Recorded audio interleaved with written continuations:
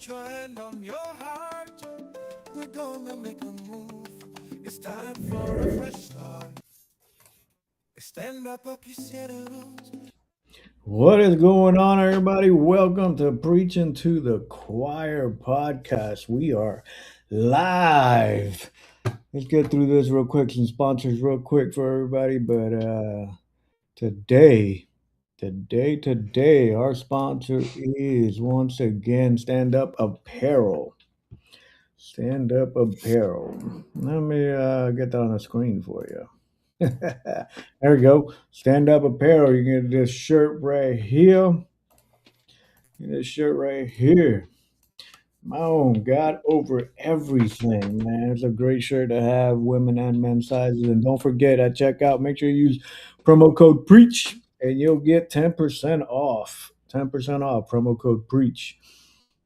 It's standupnowapparel.com/preach, ladies and gentlemen. But today we got a good little interview for you. A little bit more about who we are, where we come from, what we do. We're going to talk all about our boy Edwin Panarcok in the house. What's going on, guys? How y'all doing tonight? What's going on, Edwin? I'm doing all right. You know, another day, another 50 cent. Yeah. 50 cents. Yeah, so everybody week good? Everybody had a good week so far? It's been all right. It's been a little process, but it's going. That's cool. That's cool. It's one of those things. But before we get into this, ladies and gentlemen, let me I got a little clip for y'all here. Maybe we can get into the start of this interview, ladies and gentlemen. Well, here we It's go. hard. Most people think about quitting, but here's the truth. Quitting will never get you closer to your dreams. Every great story begins with struggle. Every champion once stood at the edge of defeat. When you feel like giving up, remember why you started. Your pain has a purpose. Your struggle is shaping your strength. The darkest nights create the brightest stars. The hardest battles forge the strongest warriors. Giving up is the easy way out, but it leads to regret. Stay in the fight, because growth happens in the fire. Push one more time, take one more step. Success is never born from comfort. It comes from discipline, from resilience, from courage. When your mind says stop, your heart must say go. You are stronger than the obstacles in your way. Quitting kills dreams, but persistence makes legends. The difference between winners and losers is simple. Losers quit. Winners refuse to surrender. And there it is. Winners refuse to surrender. Always keep going. Never give up. That's Failures right. happen. That's You right. quit. Things get hard, but everything is hard.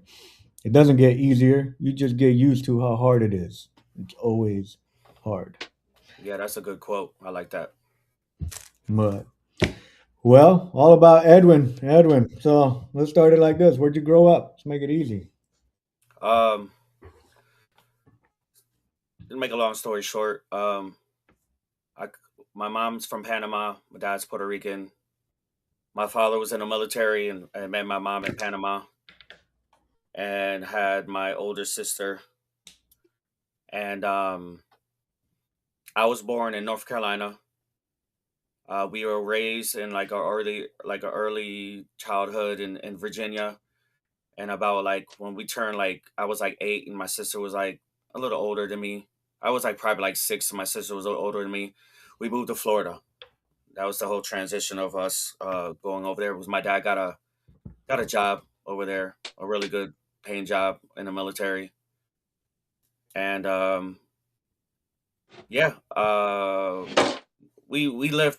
You know, I left Florida a couple times. I went to Texas. I went to Arizona. I went back to Florida. I lived in Puerto Rico with my grandparents, and that's pretty much how my whole upbringing, started. So you spent most of your days in Florida? Most of my days were in Florida. Um, yeah, it was most of my days were in Florida. Yeah, it was off and on. I was raised in I was raised in Kissimmee, and then we left, and then we came back to we went to Florida. We went to actually we went to Texas, came back to Florida, and then when we moved to Florida again, I'll talk about me and my mother. Uh, we ended up going to Orlando, and that's when I started living in East Orlando. Okay, okay. So by this time you're almost in high school, so might as well get into that. So who were you? Who were you in high school? Who was Edwin? Eighth grade, eighth, ninth, 10th grade. Uh, You I know. was um I was always like kind of teased because I was smaller than everybody and I looked different. Everybody used to call me like an Indian, and stuff like that. And then I just had to kind of like fend for myself. And then ninth grade year, I was started playing basketball in So school. so but so you so people were knocking on you, whatever, looks, whatever. But does that turn what does that turn you into? A shy kid? Like what did that do for you? How did that It kind of motivate made you to maybe uh sharpen yourself or become someone else trying to fall into who you were mentally compared to how you're being treated or so it honestly it kind of made me really angry. It kind But of made me really angry. but what was that breaking point? The ¿Cuándo break. fue que tú dijiste que, you know what, ya se acabó esto, yo quiero y cambiaste? So I was in Puerto Rico um for my 8th grade year because I live with my grandparents. So I lived with them for a certain point of time growing up. And then when I came down back to Orlando, it was like, oh, I was this short kid, whatever. Uh, what kind of transitioned to everything was that I literally had to fight back. I literally had to fend for myself. I literally had to try to use my words because, nowadays people try to tend to look at people's character and talk about their character and stuff like that in that aspect. And it was really rough. Ninth grade year, I moved my end of 8th grade year, I moved back to Florida. I moved in with my dad.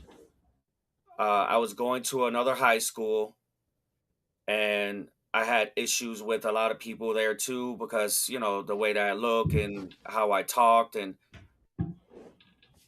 but I ended up choosing to go back with my mom. So we go back to East Orlando.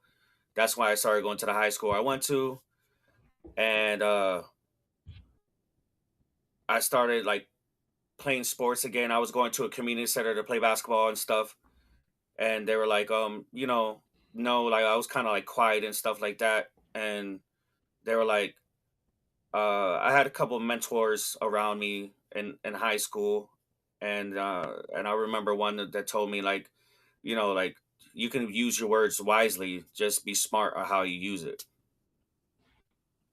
And from there, uh, ninth grade year, I started playing on the AAU basketball team, and I went from like 5'5" to like 6'1" in the whole summer.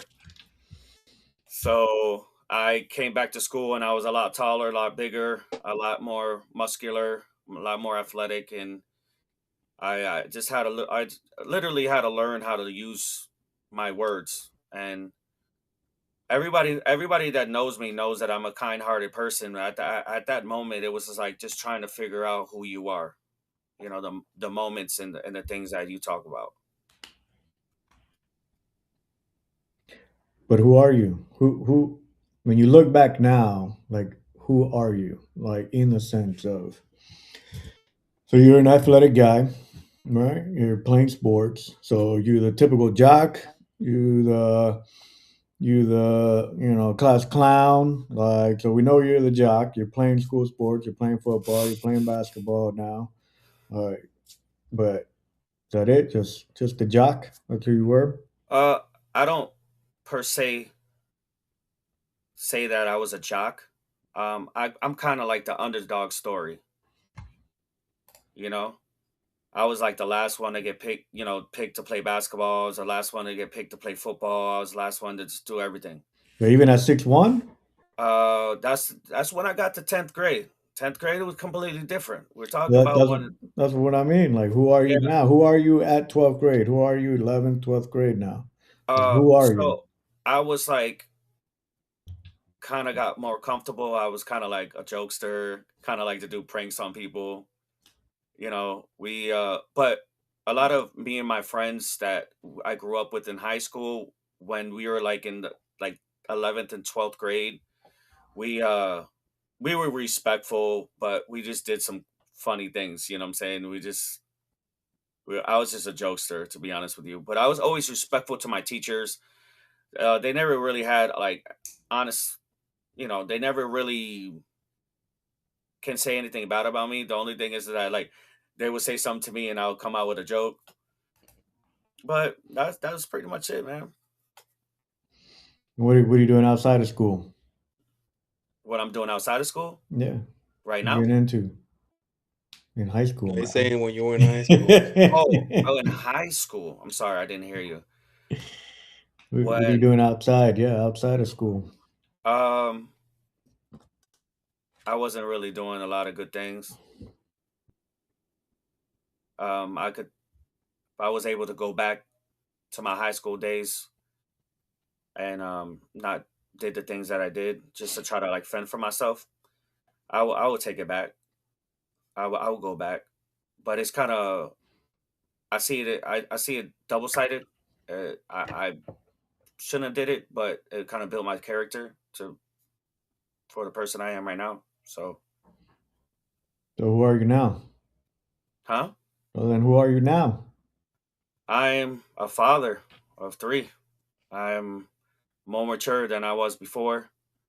Yes, I can get a little out of control sometimes, uh, because I don't have no filter, and I'm just learning how to deal with that now. This aspect of my life, Can you I'm getting talk a lot. about a little bit, Edwin, about I know you're talking about now, and I know we know you so long, you know, but yo sé que a lot of it, um, your mom, Yeah. we all know, I mean, el amor que tú tienes para tu mamá, and how that leads up to the person right now that you are, you know. So, so a lot of people don't know. Um, the people that don't know me for until now, my mom's dealt with mental illness for a long time, and it was a hard thing for me growing up. It was like back and forth, and then I got taken away from my mom, and then it was just like a mess. Uh, right now, it's kind of made me into a better person to understand exactly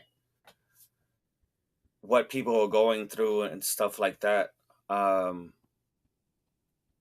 I went through a lot of traumatic things as a kid and stuff like that growing up. But right now, I analyze it in a different way. Before, it made me really, really um, like hurt and frustrated and stuff like that. But now I can really actually, if somebody's going through that same situation, I'm able to talk to them about what's going on because I've had that experience.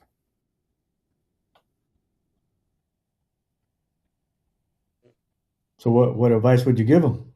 Or what would be your advice in that setting? Somebody going through that now, knowing that you've been through it. Like, what advice would you give them? The advice I would give them is just not to give up. Remember, you know, the Bible, it says, do unto others the way they do unto you. And you have your parents and you're going to love them unconditionally, even if they're wrong. I would just tell them, don't give up. Try to be there for them. Try to find out how you can make things better. Work on things. Try to analyze what you're going to say before you get upset about the occurrences of things, and then just go from there. It's not easy. It's not easy at all. It's not easy at all, but if anybody's here that's going through a situation like that with their parents, or they're in group homes, or they're in foster care, maybe it's the best thing for you at the moment that you are at the place that you're at. uh Maybe God doesn't want you to be surrounded in that negativity. Maybe it caused you to go down as well, emotionally, physically, and mentally. And I learned that the hard way.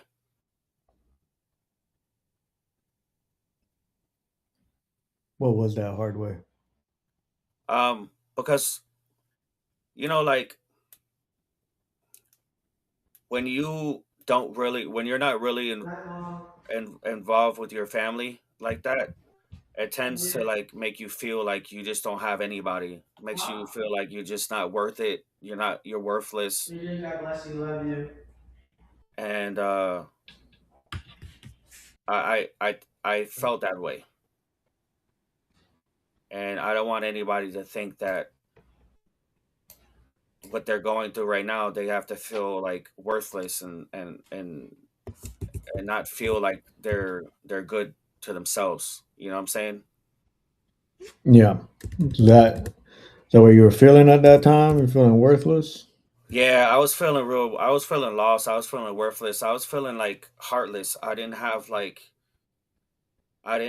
know how to, like, honestly, to like react to certain things. Like, everything just came out at, like, because of everything that happened, everything just came out of anger. And I processed that, and as a young adult, and I was trying to work on that too. And it's not easy. It's hard, because mentally you go through a lot of stuff.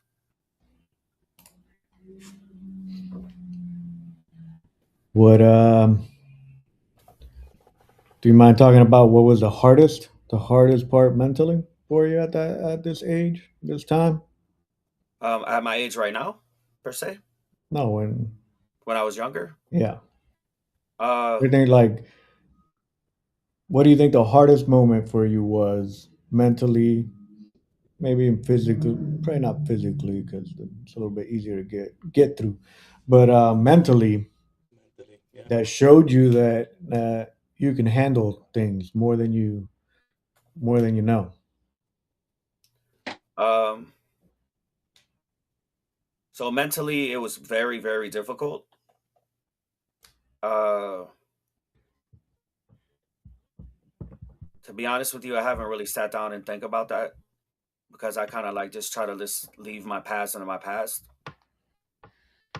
But I would say it was a big transition of trying to figure things out, like, by yourself, when you don't have your parents around. My father was doing his thing in the military. My sister's older than me. My mom is dealing with her issues. And then, like, I was just like the kid that was always on the street, just playing basketball or running around, and stuff like that. And but I would say the transition of everything now has actually made me focus a little bit more on how to relate to my family, to my kids, and stuff like that, so they won't feel the way that I felt. We're not perfect, but there's occurrences that we can get into it and have conversations with them. But yeah, it was just like a tough time for me, man. It was.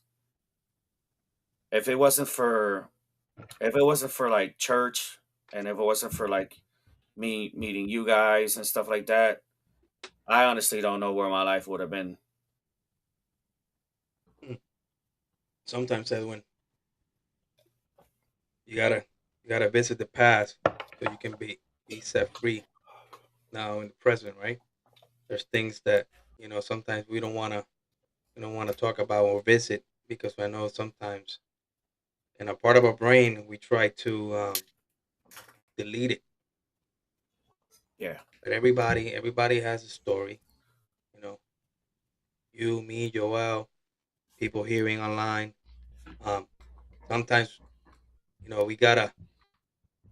What is that? What is that breaking point? What is that part of the story that made Edwin? You know what? You know what? This is it. This is the breaking point. I gotta keep fighting because it made you a fighter, right? It made you a fighter.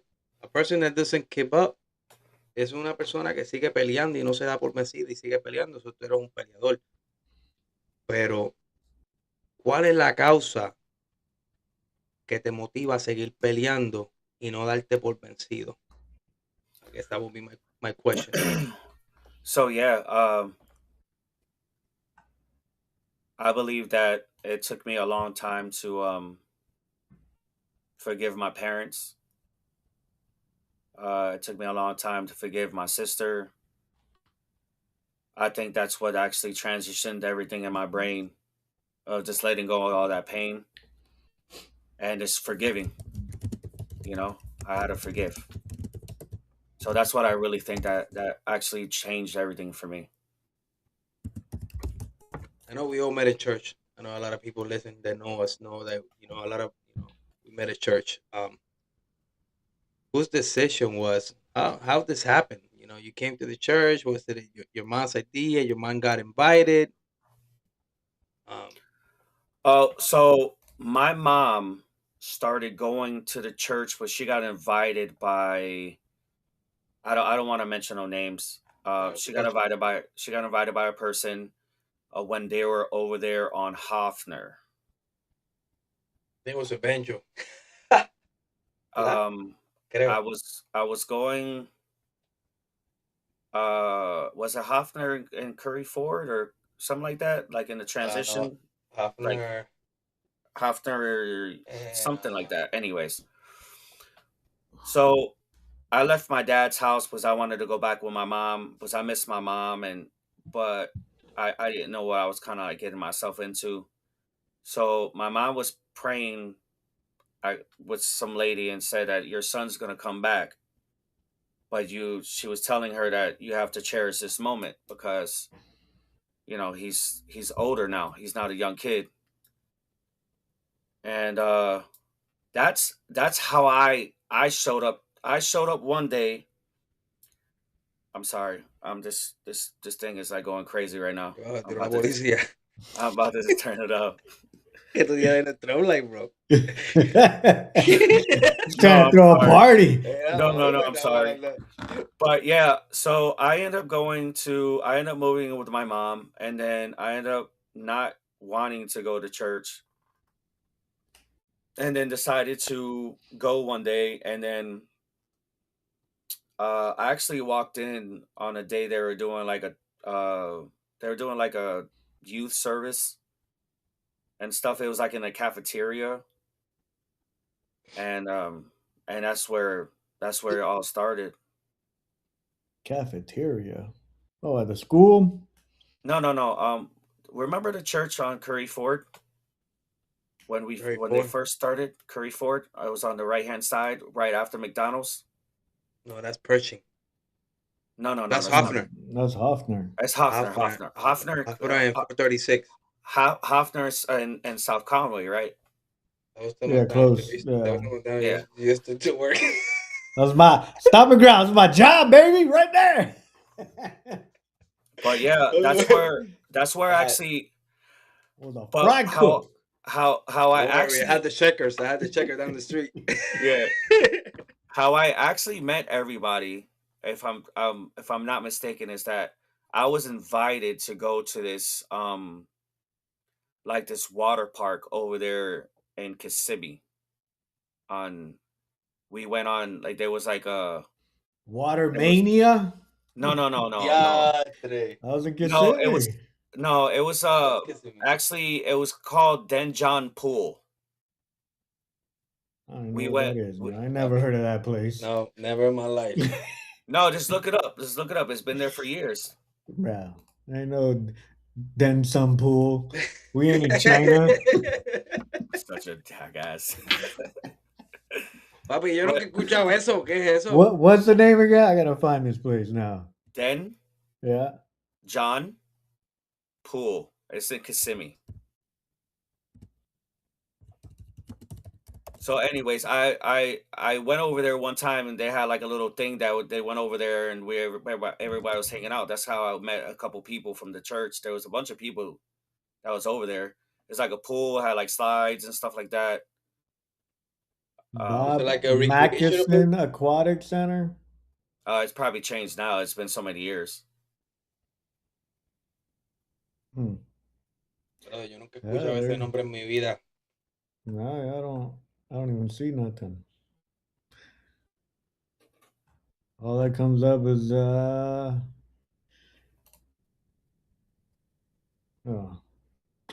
that sucks. It's like pictures, but Yeah, it it's was just not like a little like a pool place that you can go hang out and stuff like like that. that. That Yeah, looks familiar. that's exactly what it is right there. You met us there? Yeah, Yeah. I didn't meet Larry there. I met a couple other people because I went to a service and then they said they were going over there and then I ended up going over there and stuff like that. So it was chill, it was cool. I met a lot of good people. Yeah. That's cool. So stories that people don't remember. I don't remember that place at all. Yeah, there's a lot of stories that people don't remember, but you know, that's just that's their mind. So you had we kind of brought this up before, but like you had like a little hiatus Yes. in life from all your past. What drove you to take a hiatus? I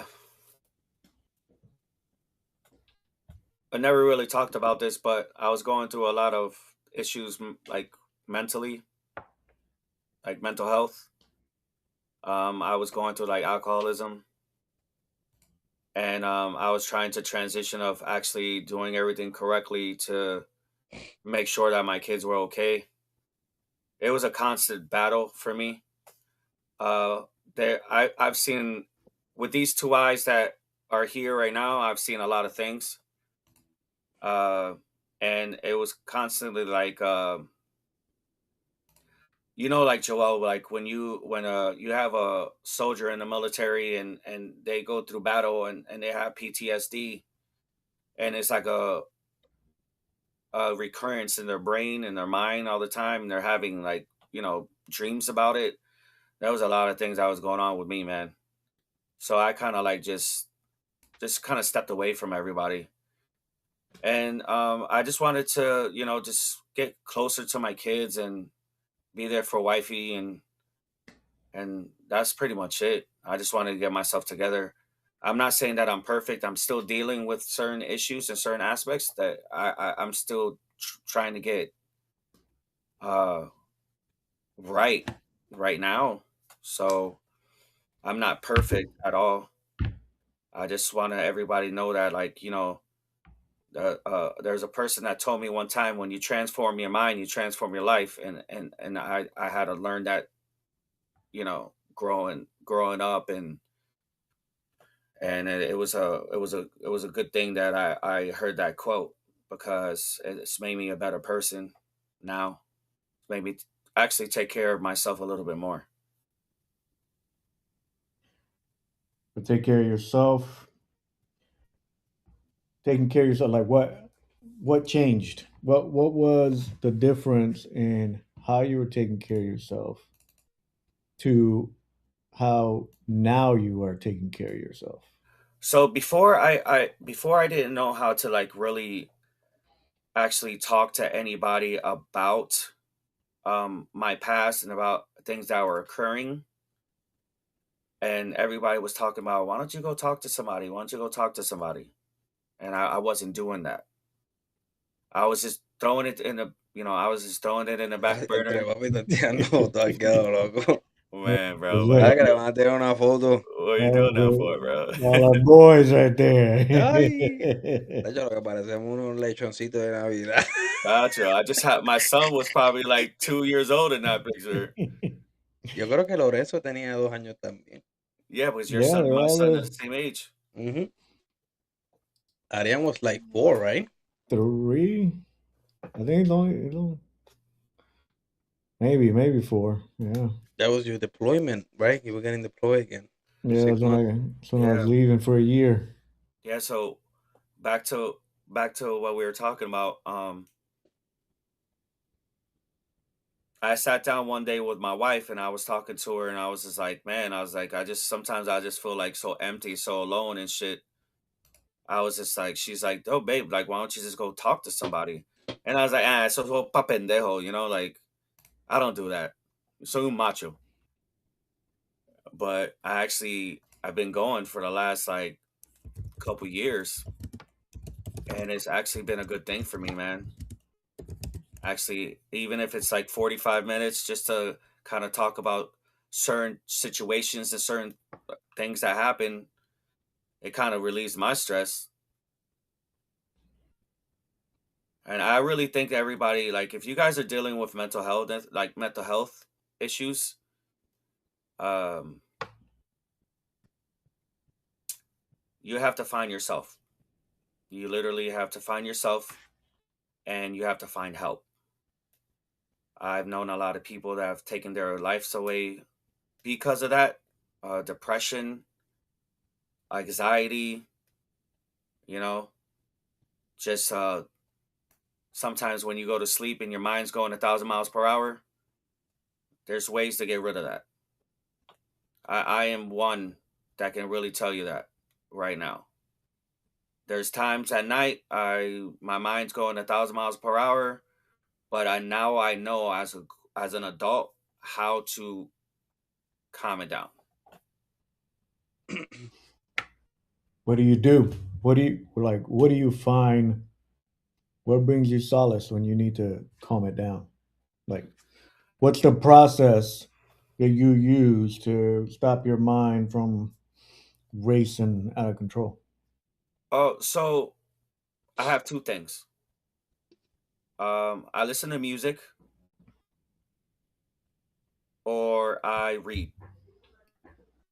I wasn't a big reader back in the day, but I read like quotes and I read like listen to podcasts and stuff like that and listen to what other people have gone through about the same issues that I went through because it's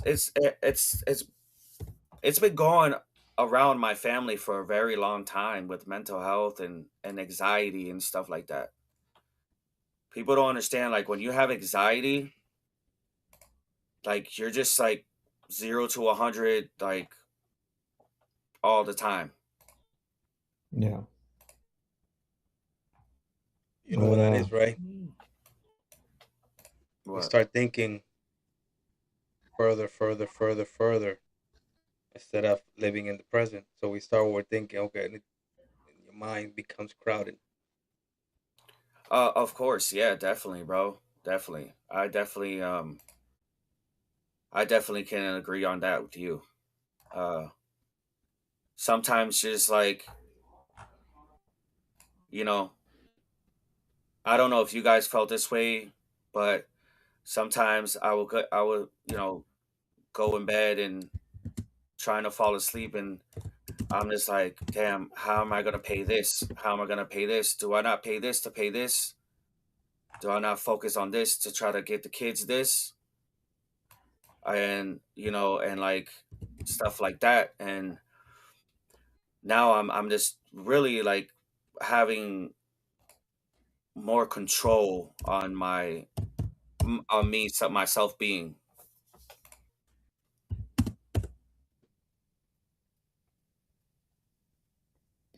How do you how are you controlling it? Because then I get into meat. How are you controlling it? How? So right now I'm controlling it. Honestly, I'm just doing like sometimes I'm just doing like breathing exercises. I'm taking a deep breath. I'm just relaxing, trying to work out, trying to get my mind occupied, doing certain things. So I'm just trying to stay busy. Since I was diagnosed as a kid, I did have ADHD.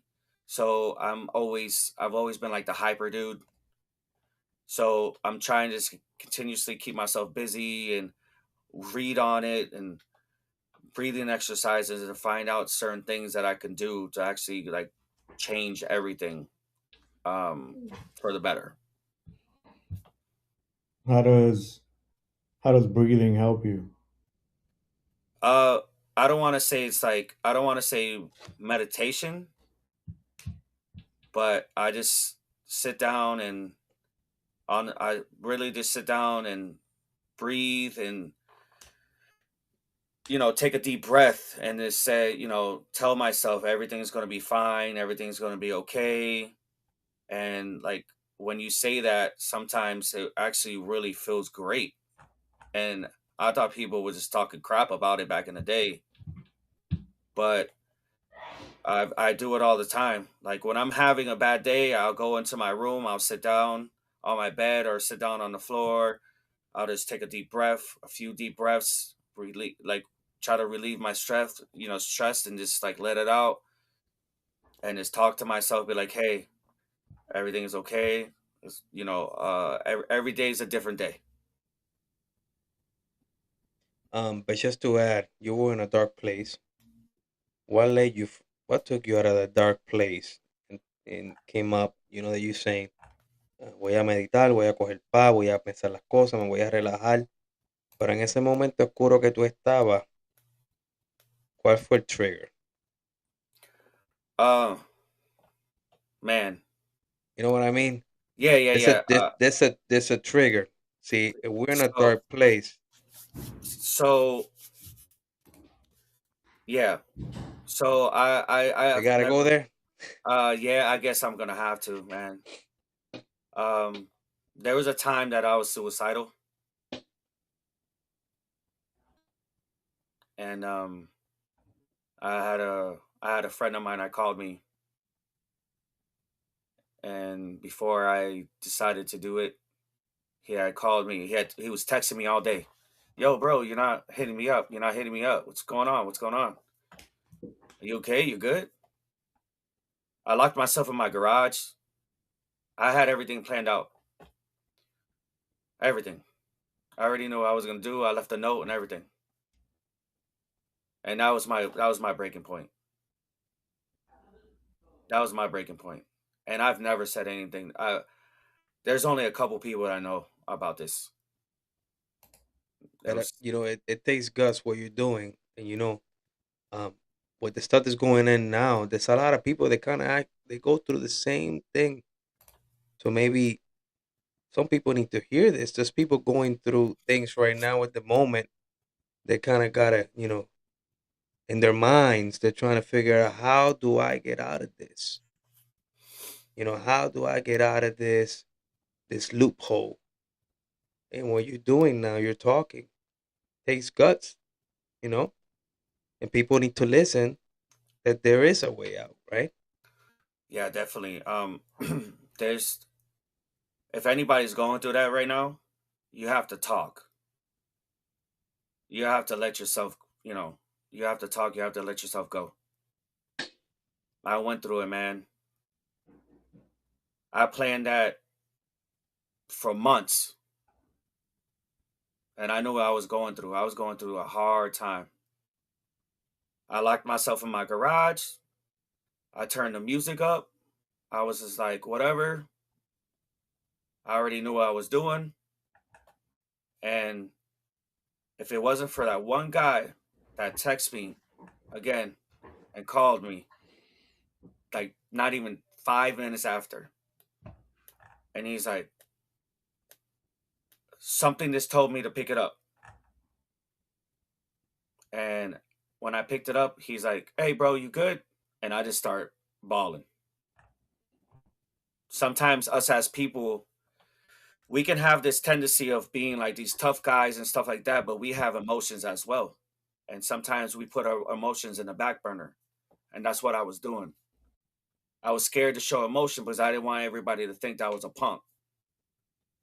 And what it was doing, it was just killing me inside. And if it wasn't for that person, literally, if it wasn't for that person, I think it would have happened.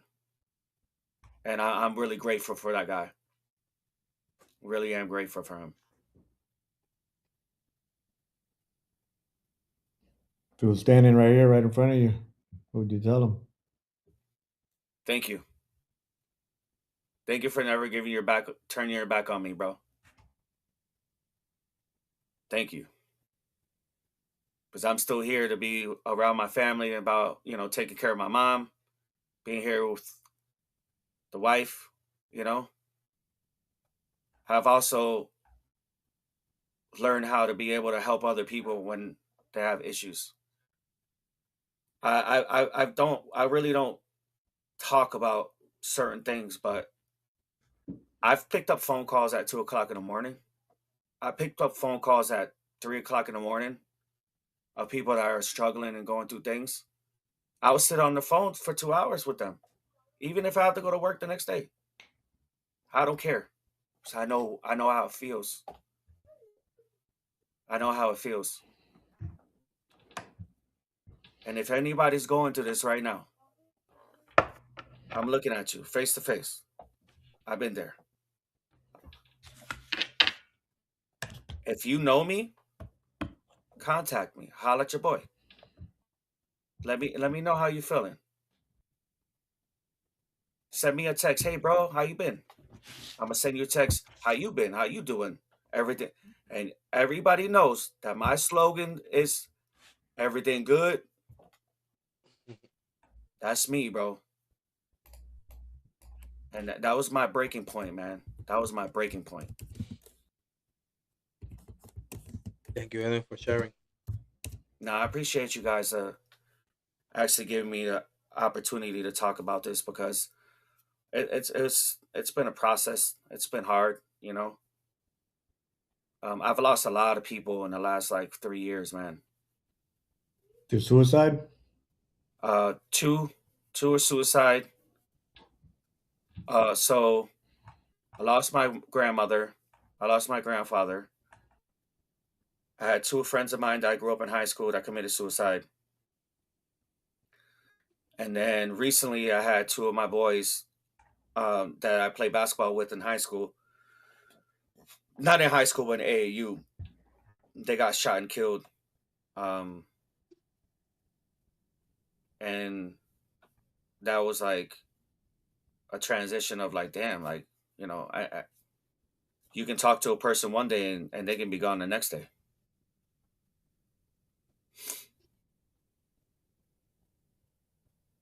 Tomorrow's not promised. It never is, man. But you can still control that by the situations that you put yourself in. Of course. And I can say honestly that I put myself in a lot of situations growing up that I am lucky to be alive. I'm very lucky to be alive. You know what? There was one person that told me something. They told me, you're never going to make it to 40 years old. But I'm looking at this person right now. I'm 40. I'm here. Don't think that I didn't take the consejos and everything from anybody. I did. Should have took more. But I'm here.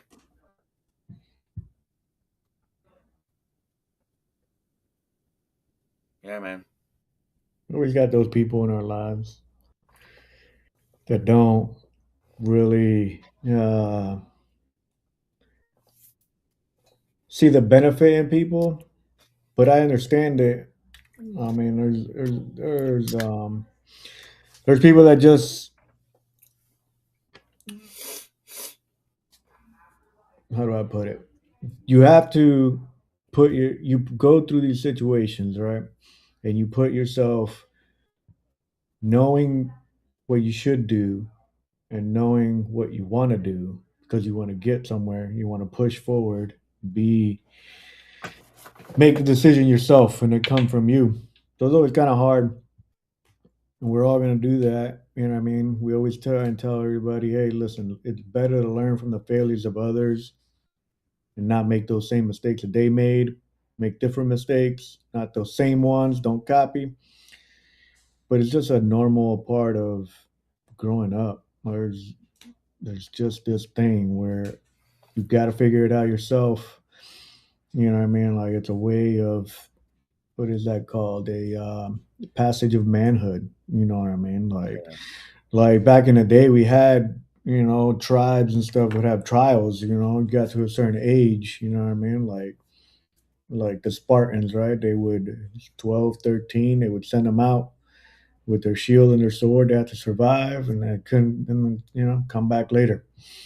You had so many nights you had to spend it out by yourself, rite of passage, right to manhood. Yeah. We don't have those kind of things now in a civilized society. Um, so it pushes us in our natural state. You know what I mean? Like naturalness of being a man, trying to figure it out, trying to elevate yourself to manhood status, to do it your way, do it the hard way sometimes. And you know what I mean? It hurts. It does cause loneliness sometimes because we don't really. I don't talk to nobody either. I don't need no feelings. Just kick them out. And just what are those? What is that? They lie to you anyway. See, that's for me. For me, that's the big thing about it. I feel like not that I feel like, but I know that emotions lie to you. Right? There's a point in life where you have to understand joy and what joy actually is, right? Because joy is not happiness. You can be sad and then be joyful. Those things can go together, right? And that's what I mean by the emotions lie to you because they're so short, so minute in the time span of life that one little event causes you to go into this spiraling out of control into your emotions instead of trying to think of things with a little bit more logic. When you add logic to the conversation and to the process in your head, because most of us have these voices in our head, right? And everybody's like, oh, that's craziness. But like, there's never been a time where I'm going through something hard where I'm not talking to myself, talking to the different sides of my temperament, the different personalities in my head, and they're arguing back and forth. You know what I mean? I think most of us do that. Most of us, maybe some of us ignore it and think it's crazy to be doing that, but like it's an internal battle that you have within yourself. And if you process the information correctly, you can come out of it logically by controlling those emotions and understanding the logic that actually has to be um, calculated so that you can control that emotion. Does that make sense? Of course. Yeah. Like Yeah. you're not gonna. I mean, you're not the only one that's been there. Like I remember when I worked in Florida hospital, after a couple years working with this person, man, one day they got off of work and just jumped off the parking lot right in front of the hospital. Like that was a rough day. That was the first time I ever experienced anything that had to do with suicide, in my life. I don't know, they tried to bring this kid back. Brains falling off the stretcher was Mm. crazy. It was a crazy moment. Um, but It's a tough thing. Yeah, man. It's a it, tough thing.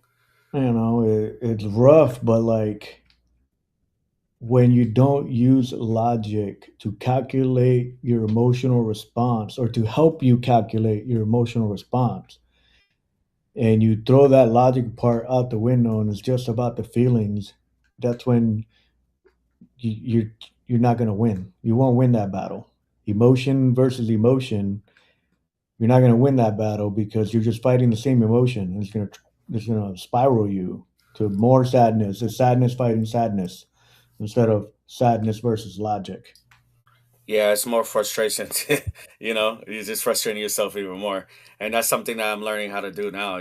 I'm learning how to, as an adult, I'm trying to like figure it out, but it's taking me a little process to do it, but it's everybody everybody's different. Everybody's different. So, but uh right now I just want to actually thank someone as well. I'm not going to mention his name. When my mom was sick in Orlando and I found out, I dropped everything and went to Orlando. I just want to thank my brother-in-law for consoling me because I didn't know what to do.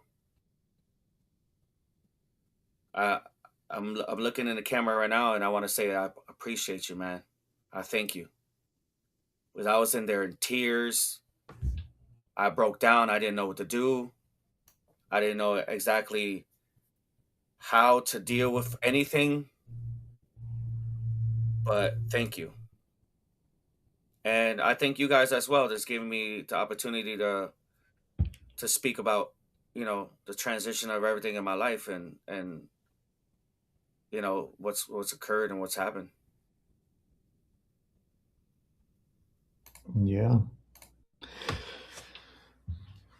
What I mean, there's a bunch of advice there, like uh there was one thing, right? There was one thing you could tell somebody that's in a similar situation, they're 14, 15 years old in a similar situation.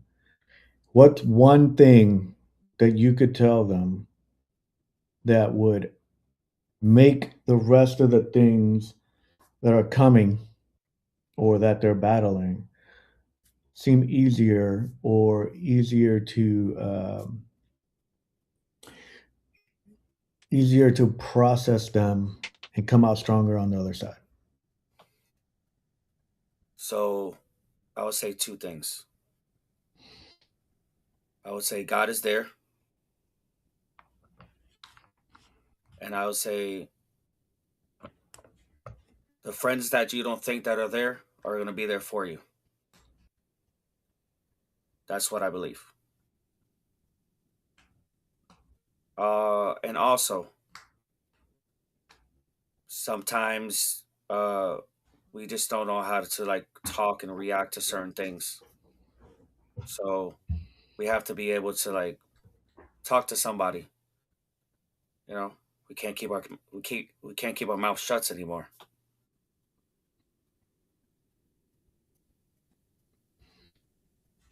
So that's the one thing. Talk to somebody. How do they find that one person they can talk to?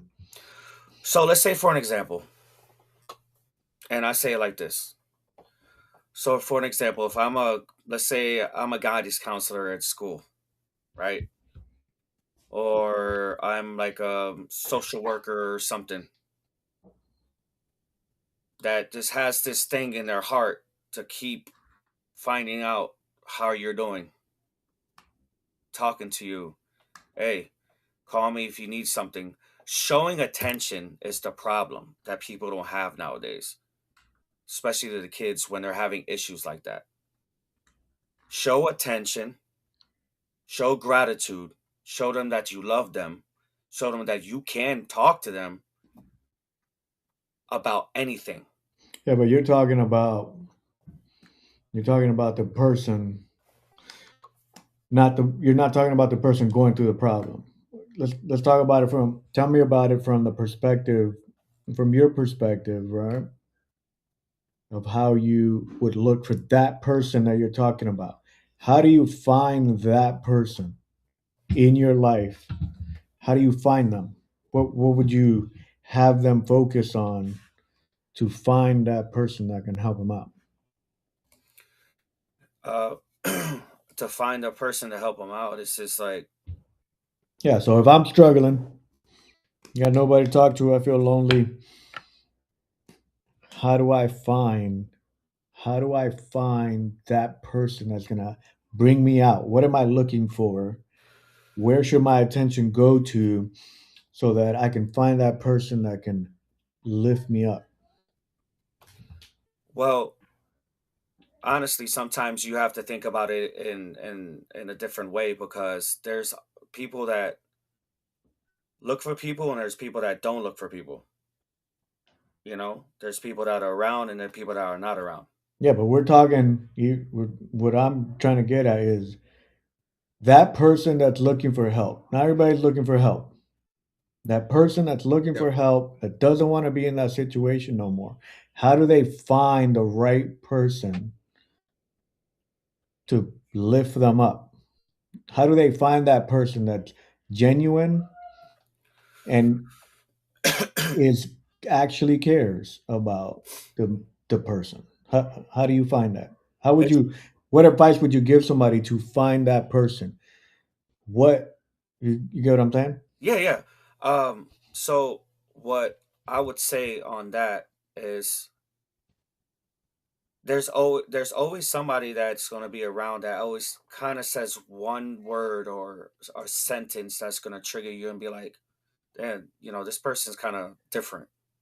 You know, sometimes it leads you to actually kind of open up and talk more to that person, and that person will be like, "Hey, if you want to talk, just let me know," stuff like that. That's how I feel. Like that's what happened to me. Like I met a gentleman. Okay, all right. So I met a gentleman. Let me fix my shirt because my shirt look all crazy. So I met a gentleman when I first moved back to my mom's house when I was younger. This man went to my house. I'm talking about I'm on a 3-day bench. I'm out on the street doing some craziness. This man literally knocked on my door and said, "Hey, what are you doing?" I'm like, "Who the hell are you?" You know, sometimes God brings those people into your life for it to happen. That's the honest truth. I've had experiences that the same gentleman I'm talking about has left his house in the middle of the night to go look for me when I was younger. And and certain quotes and certain things and certain mannerisms is the way that I felt that. Is it because of that person will give you the honest truth? Sometimes Sure. we seek that one person that can pretty much be straight up with us. Oh yeah, for sure, man, for sure. And if anybody's going through that situation right now, they're always gonna find someone that's always gonna get like that little click in their mind when somebody says something. Because I read in the book that a person can say one sentence to someone and it can change their whole life, and that's true. There's power in the tongue. But that person has something that triggers your brain. So, no me sé en español para decir, puedo entender. Just to piggyback on what Joe was trying to say. ¿Cuáles son las características de la persona que esa persona tiene that triggers your brain and you take it? So let's say, for an example, let's say just gonna bring you up, Joel. Like, let's say, for an example, you're an alcoholic, right? If you have Lo reprendo, somebody, yo lo reprendo, no es alcohólico. no. Every day. Okay. So let's say, for an example, per se, Agua. that you're an alcoholic, right? You meet somebody that dealt with alcoholism, that's going through situations, right? That were going through situations because of their alcoholism, and you meet them and they're okay now, and they give you quotes and they talk to you about certain situations.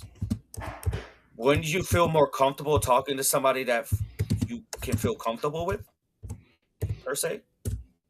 Nope. I'll be honest. No. No. There, just me personally. There's that point. There's that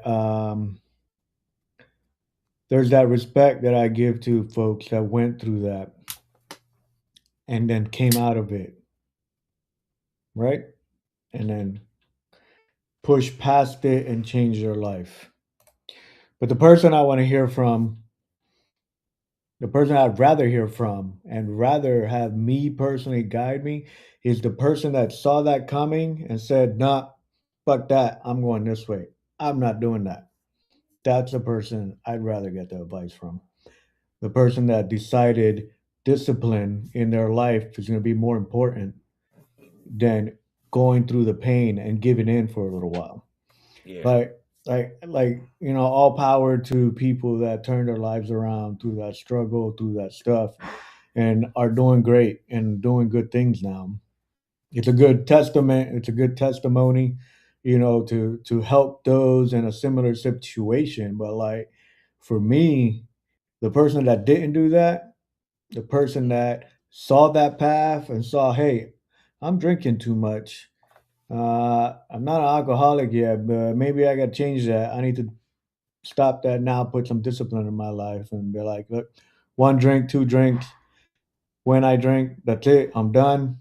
Like that is the person that, for me, I would look up to more, and I would want to hear from more because they were logical in their thinking. It's like I keep doing this, it's going to lead to somewhere where I don't want to be, so I'm going to stop it now. This And I think that's a thing that we lack now in our young kids and our youth is discipline in their life. Right? You need a disciplined approach to life.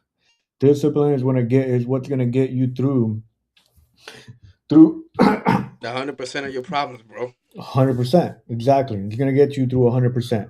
That discipline, understanding discipline in yourself and establishing it is what's gonna push you to not make those mistakes, to not get into those struggles. And the lack of discipline is what's killing us nowadays.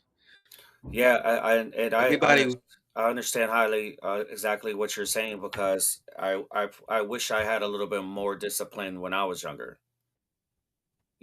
Like just like if I would have honestly listened to more of like I said the other day what my dad was telling me and hey, Papi, do this, do that, do this, do that, and then I was just like, I, whatever. I guess when you come to a point and you become disciplined, is I don't know. I come to a point I don't need anybody in my life to give me approval in anything that I do. Not my parents, not friends, and you become to that point that you don't need any sort of approval, and you can say, you know what, I'm gonna do this because I know it sucks. I'm gonna give you a sample. I gotta wake up at 5 o'clock in the morning, and I'm gonna go running. I don't wake up at 5 o'clock in the morning to go run, but I do get out of work, and then I take my gym clothes. Okay, I'm gonna go to the gym. I'm gonna focus. My body's saying just go home and relax, but I'm disciplining and just giving an example, right? And say, you know what? No, fuck this. I'm gonna do it. You know, I can Yeah, say so maybe 50% of the people right now they don't do the stuff that we do on a normal basis, right? Um, and it all boils down to discipline. Treating one day at a time, right? Discipline is not looking into what I'm gonna do tomorrow, what I'm gonna do the next day, what I'm gonna do the next day, what I'm gonna do the next day. No, it's treating every day one day at a time. And it's like shit. This has been a week. Fuck, it's been 2 weeks, 3 weeks. But it all starts one day at a time, right? Mentally, and anything you do in life. And I like what Joe brought up discipline because I think that's a huge factor. That's us as men, right? And at the age that we are, si no hay disciplina, no hay, ¿cuál es la palabra? No hay estructura, structure. I don't know. I see it. You gotta have discipline. Hey, Jocko Willing puts it, discipline equals freedom. Exactly. yeah, there's a lack of discipline a lot for what's going on too. Like nowadays, I've seen with these kids and stuff like that. Like, especially with social media and what they see, and like how they talk now, and some can be very disrespectful to other people, and the lack of discipline is it's a lot right now. Like, was I'll tell my kids, I'll be like, "Yo, chill, chill. Like, you need to chill. Like, don't be getting all mouthy, all crazy." And then later on, they would be like, listen to me, be like, "Okay, Dad, like, yeah." And if I felt that, and honestly, I would say one thing, that if I felt like I was saying something incorrectly, like in a hard way, later on, I'll go and talk to them and be like, "Hey, I, I, I apologize if I was harsh, but you need to hear this. It's a part of life." It's I'm the gonna say that I'm gonna talk on Edwin's behalf, the crazy version, right? Because you got out of it through the suicide, right? And in other words, and you'll ask you, what would you say to another person that was going through the same thing? You'll be like, listen up, motherfucker, man up, discipline yourself. That dark spot in your life is only temporary, right? So discipline, you can get out of it. Edwin just talked about it. He got out of it. He disciplined himself mentally. We need to live in a way that we can, you know what? This is gonna pass. It's just temporary. We can pass and move forward. Here, let's let Dan Pena tell us all about that. You guys know who Dan Pena is? I've seen them one time. Afraid of nothing. Nothing. Man, beast, financial, bankruptcy, nothing. Do you understand what that would mean? How would your life have changed? Once you become fearless, life becomes limitless. I'm not afraid of anything. I should be dead by now. I've been run over by a charging buffalo. Got up, chased it down, killed it. Killed a Kodiak bear with a knife. You can't kill me. I believe that with all my heart. You can't kill me. And of course, the people that I've talked about, Andrew Carnegie, Henry Ford, Rockefeller, Steve Jobs, they're all tough. Snowflakes melt under pressure. In 1986, the average man's handshake pressure was 118 pounds. 2016, 96 pounds. Testosterone levels in sperm counts tested 50 years ago, and today they're producing 60 to 70% the amount of testosterone levels in sperm counts as they did. We're dying out. They're deathly afraid of everything. Everybody's scared to death. Your health deserves more than guessing. Our whole body. Freaking ads. Fucking ads. What might happen? And so they want to come across as your friend. It's like my snowflake test. You know, first question, paraphrasing it, what would you do if somebody spit in your wife's face? And the answers range from, well, I try to ascertain what kind of day he was having. And if he had a bad day, I try to be understanding. I'd be in prison for murder. I would beat the guy to death. No, I'm not saying that's me, though. Okay. But I am advocating that the guys act like they had a pair. There's never an easy time to make a hard decision. Never. But what you have to be able to do is pull the trigger, take action. And reading books and listening to podcasts is not taking action. It's just another form of procrastination. The main differentiation between the high-performance people is they believe in the extraordinary. Remember yesterday I said you're never going to exceed your highest and wildest expectation. For those of you that want to be a millionaire, you're never going to make 10 million. For those of you that want to be 10 million, you're never going to make 100 million. For those of you that want to make 100 million, you're never going to be a billionaire. Because psychologically, see, your subconscious doesn't know you're full of. Your subconscious starts to slow down. When you get, let's use the 100 million number. at 75, 79, 82, 89, 91, and then you're asleep at 96 million. And you may stumble over the goal at 100 million by accident. I have 3 regrets in life. 1, I'm a combat-trained Army officer who never saw combat. 2, the night before my mother died, I told her, God damn it, you're not gonna die, quit f***ing around. She's dead in the morning. And the 3rd, I didn't set my goals high enough. Jack Welch said it much better than I. There's no such thing as work-life balance. There are work-life choices, and you make them, and they have consequences. There are consequences that I didn't go to our daughter's sweet 16 birthday party.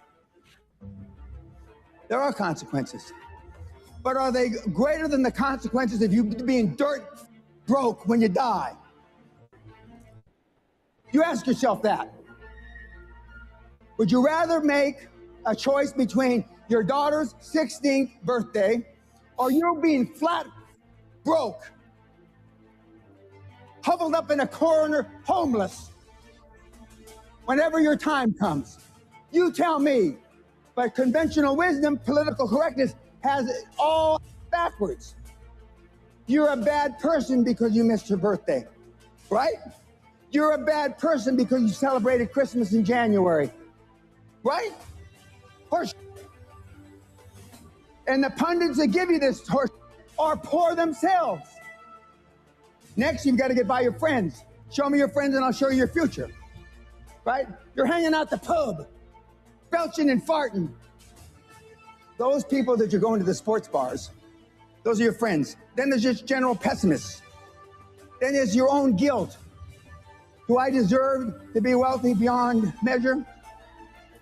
Then there's fear, false expectations appearing real. And then there's this plain society that wants to hold you down.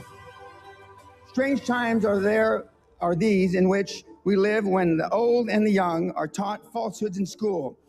And the person that does tell the truth is called a lunatic and a fool. But John Lennon said it a little differently. Being honest may not get you many friends, but it will always get you the right ones. And what I want you to do from this point forward, no matter if you hated what I said or the way I said it, is choose carefully the people that you associate with.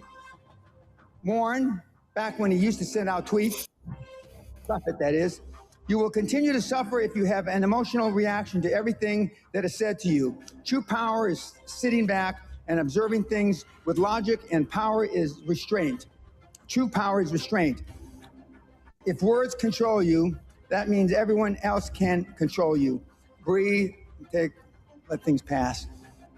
In my day, they used to say, sticks and stones can break your bones, but words can never hurt you. Now it's just the opposite.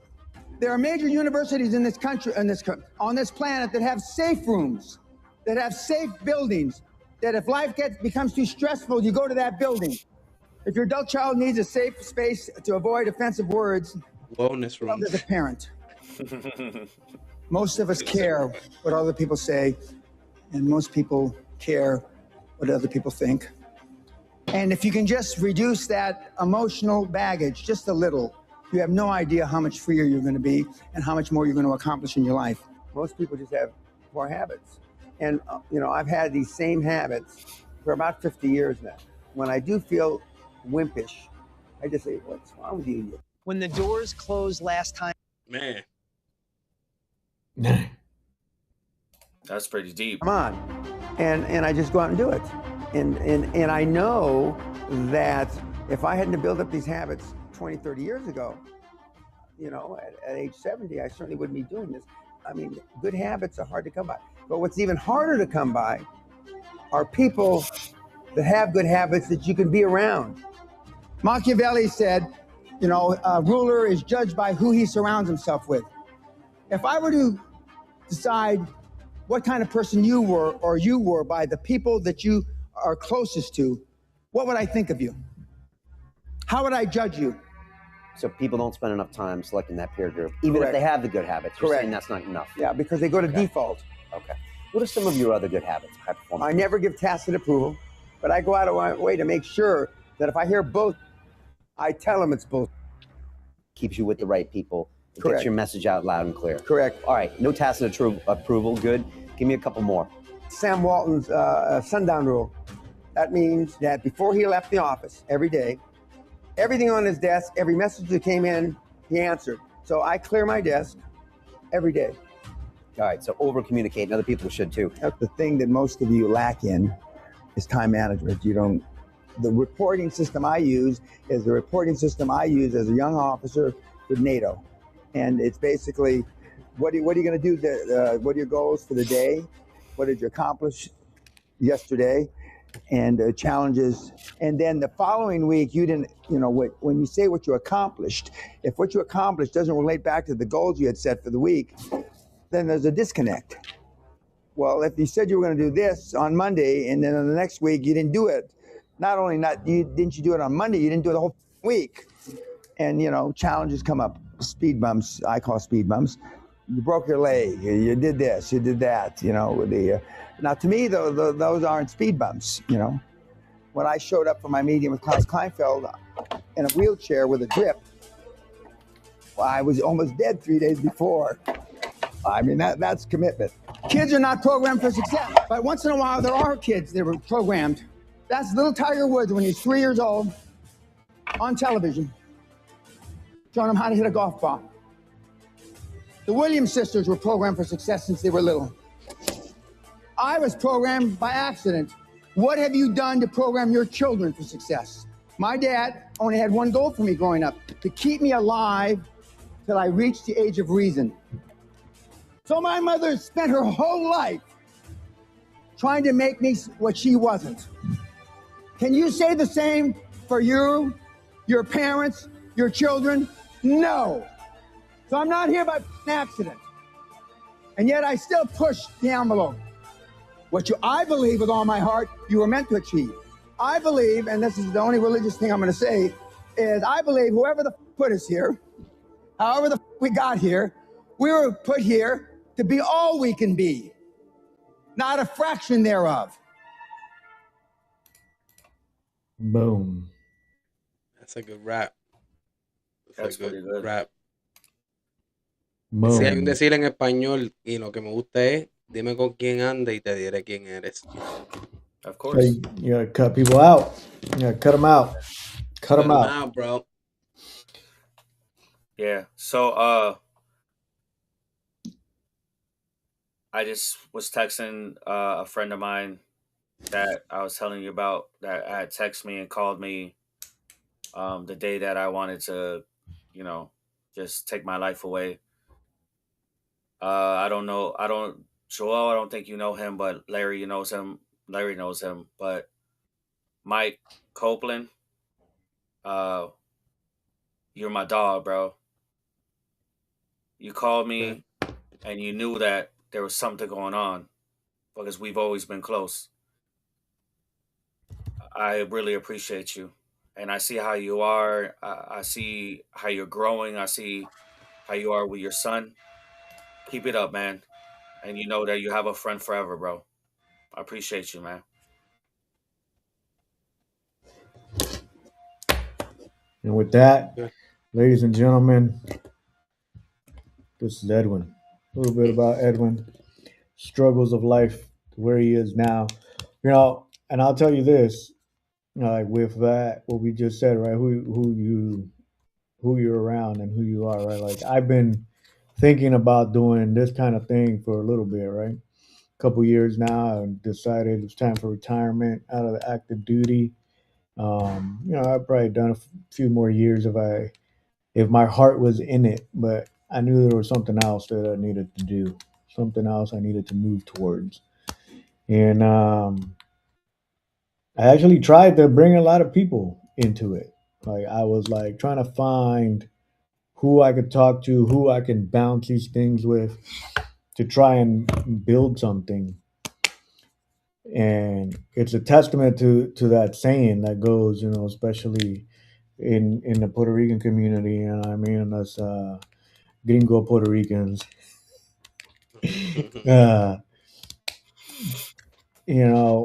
Even if you ask around, like, and that's where I started cutting people, a lot more people off. I was like, acquaintances, whatever. I'm never texting you again. But it makes sense. Like, there's people out there that are just stuck. They just do the same dumb crap every day, content with being average. Like it just to me, it's like so weird to be content with being average. Go to work, clock in, clock out. I'm not gonna do the best I can do. I'm not gonna find another job. I'm not gonna find a new thing. I'm not gonna voice my opinion because it might get me in trouble. Yeah, well, that's exactly why you stay stuck in the same place. That's exactly why you don't get married. That's exactly why you don't have no kids. That's exactly why you live alone. You ain't got nobody to go to because you're too fucking pussy to fucking move around and do something with your own fucking life. And you just want to stay put and be a sorry ass little bitch. And that's what Dan Pena is getting at. And that's the problem with a lot of fucking kids that grew up like us that got out after it with technology and then ended up doing jack shit. Right? I know I'm not like big, huge, like, look at me, I'm rich, I can do whatever the hell I want whenever I want. But I traveled the world. I've been on every continent except two. Like, got to travel the world once. Flew all over the place, seen a bunch of different stuff, met 3 different presidents and vice presidents. Like, at least I did something, you know what I mean? And people get mad because I get or don't want to talk to me or whatever because I'm not like PC, politically correct, whatever the hell that bullshit is. Like, but it it sickens me a little bit to some of the people that we know, and maybe they'll hear this, maybe they won't, that we all know that just don't do nothing. And when you give them opportunities and you try and teach them and try and grow them, they're just like, whatever, I don't know. Well, you know what? Then you can get fucked and don't call me because I'm not gonna help you no more. I already tried. So, you know what I mean? That's when your circles get smaller and smaller because you realize who the people are that you know you can count on. Maybe they're not there when you call. Who was it, Ja Rule? Yeah. maybe they're not there when you call, but they're there when you need them. You know what I True. mean? Yep. And that's something important. But for me, the people that just didn't didn't I mean, like, we know people, right? They fuck up and they come back and they pick up right where they left off and they're doing back. They're back in the game, pushing and pushing and pushing and getting better. They knocked down, they didn't give up, they built it back up. But the people that just stay put, like, yeah, I'll just go work for Limbo, the man. man and then I'll go home and eat a bag of Doritos and watch YouTube all fucking day. Never pick up a fucking book and you still talk like you're in fucking high school. God damn, bro, y'all, what the fuck is wrong with you? Grow up a little bit. And I know I curse like a fucking airman, but it's crazy to me. Like, that crap bothers the shit out Es of que you, me. yeah, and it's not bad the way you feel because you see it as there's more to life than just let the fucking days and not do nothing with your life. There's a purpose, right? I Yeah. feel like if a human being doesn't have a purpose, then what are we living? And that's the problem, right? We lack discipline and don't set mission, right, for yourself. Then you lose purpose. Right? In between discipline and your mission is your purpose. If you don't create a set goal and keep pushing, and this goal can't be like like the video said, like this goal can be stagnant. Want to say this is the goal, all right? And you're crawling, you get here. Now this goes over here. Nope. Now this goes over here. This way, you're always pushing to something. You're never gonna get it. You're never because you're gonna keep going, keep pushing for that goal. It just can't be stagnant. Can't be stagnant. Goals cannot be stagnant. Like Every time I always think about goals and set stuff. For me, it's always 1 year, 5 year, 10 years. Got to change. I'm almost at my 1 year goal. That shit is gone. I need a new 1 year goal because I'm about to make that goal. Done. You know what I mean? Yeah, definitely. All I just gotta say too about that is that sometimes people think twice about what they want to do, and they're like scared to take chances. And that's something that happened to me when I was younger. I was scared to take chances. I was scared to like try to develop myself in a better way. But what you said is just, it's the truth. You just have to keep, like we say on the streets, you got to keep pushing. You got to keep moving on. Like your life depends on it, man. Yeah. Nah, I would say not your life, the life of the people that you brought into this world. What most matters. That Yep. changes it. That changes Yeah. your Yeah. For mentality sure. of thinking. Like For it's sure. not my life. I don't care about my life. It's the life of the people that I brought into Right. this world. Yep. Yeah. That's true. Very true. But yeah, man, I really appreciate you guys just giving me an opportunity to talk about this and stuff like that. And No, thank you for opening up and just being you know, honest I with yourself. yeah, if I could have kept going on about a whole bunch of different stuff that happened in my life, but uh last thing I'm gonna say to anybody that's going through mental health and going through certain situations that with suicide and just want to give up. There's people that you can call. There's numbers that you can call. Uh, Try to uh, find a way for you to do things to get your mind off of that situation. Mhm. And I really appreciate, you know, I really appreciate you.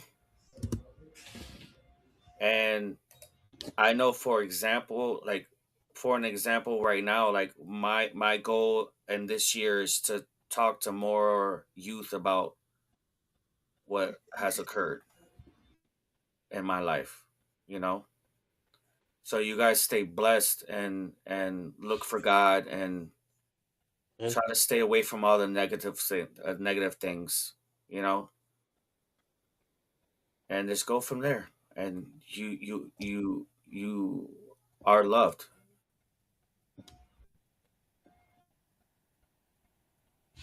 And with that, ladies and gentlemen, we'll be back next Thursday, 8:30. Hit us up. Leave a hit comment. us up. Let us know what we can tell. Let us know what we can talk about, what you want to hear in the next episode. See you next week. Take it easy. Cuídense. Later, guys. Stand up, you settle. Put your hand on your heart.